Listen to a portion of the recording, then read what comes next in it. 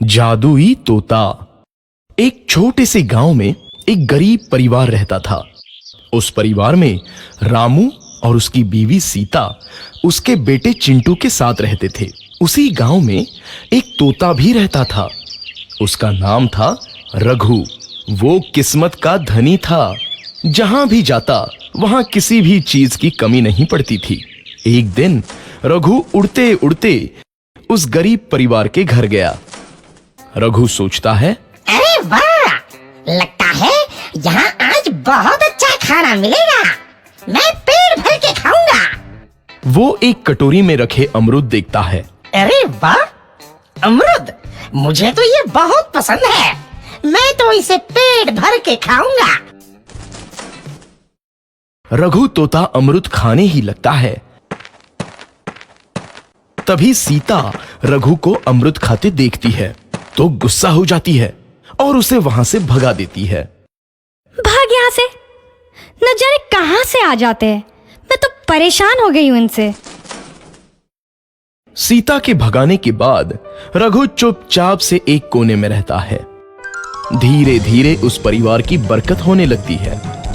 एक दिन रामू और सीता खाना खाते वक्त बातें करते हैं। आजकल हमारी बहुत तरक्की हो रही है, काम भी अच्छा चल रहा है। रामू कहता है। इस पर सीता कहती है, सच कहा, भगवान हमेशा ऐसे ही हम पर मेहरबान रहे। बेटा चिंटू भी कहता है, पिताजी, मुझे खिलौना लेके दो ना, मेरे सभी दोस्तों के पास है। रामू कहता है, ठीक है, जरूर लाऊंगा। सीता कहती है, कितने खुश है सब, मेरे परिवार को किसी की नजर ना लगे। एक तरफ ऐसी बातें होती हैं तो दूसरी तरफ रसोई में रघु तोता भी अमरूद खाते रहता है। मजा आया, अमरूद खाया, मजा आया, अमरूद खाया, मजा आया। तभी सीता रसोई में आती है और रघु तोते को अमरूद खाते देख बहुत गुस्सा होती है। सीता रघु को बाहर निकालने के लिए पिंजरे में अमरूद रखती है। रघु जब अमरूद खाने लगता है तो पिंजरे का दरवाजा बंद हो जाता है और वो उसमें फंस जाता है।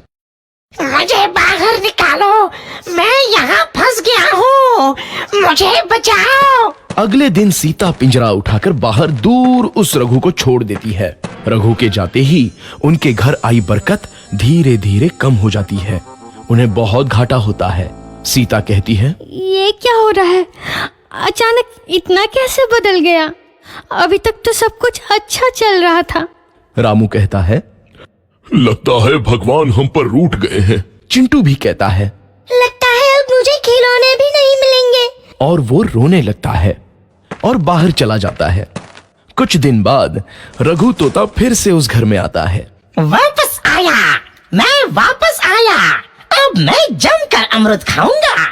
रघु सीधा रसोई घर में चला जाता है और अमरूद खाने लगता है। कुछ देर बाद सीता रसोई में आती है और रघु को देख कहती है, एक तो घर में पहले से इतनी दिक्कत चल रही है और ऊपर से ये तोता मुझे और परेशान कर रहा है।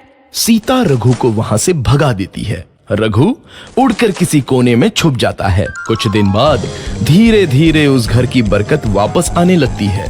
काम भी अच्छे से चलने लगता है। एक रात जब रघु तोता अमरूद खाने जाता है तो पिंजरे में फंस जाता है। ये लोग आखिर चाहते क्या हैं? एक तोते को शांति से अमरूद खाने क्यों नहीं देते? मैं कौन सा चोरी कर रहा हूँ? बस अमरूद ही तो खा रहा हूँ। तभी रामू वहां आता है और पिंजरे में रघु तोते को देख उसे बाहर छोड़ देता है। ये तोता भी कितना जिद्दी है, बार बार वापस आ जाता है।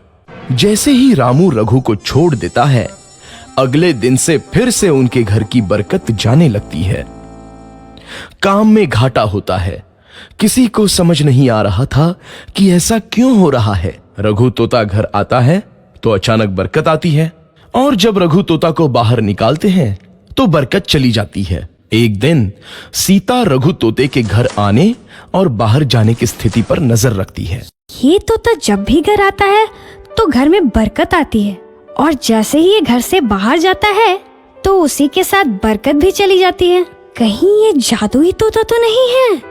अगली बार जब ये तोता घर आएगा तो मैं इसे कहीं नहीं जाने दूंगी। सीता रघु का बहुत इंतजार करती है, लेकिन रघु तोता दोबारा उस घर में कभी नहीं आता।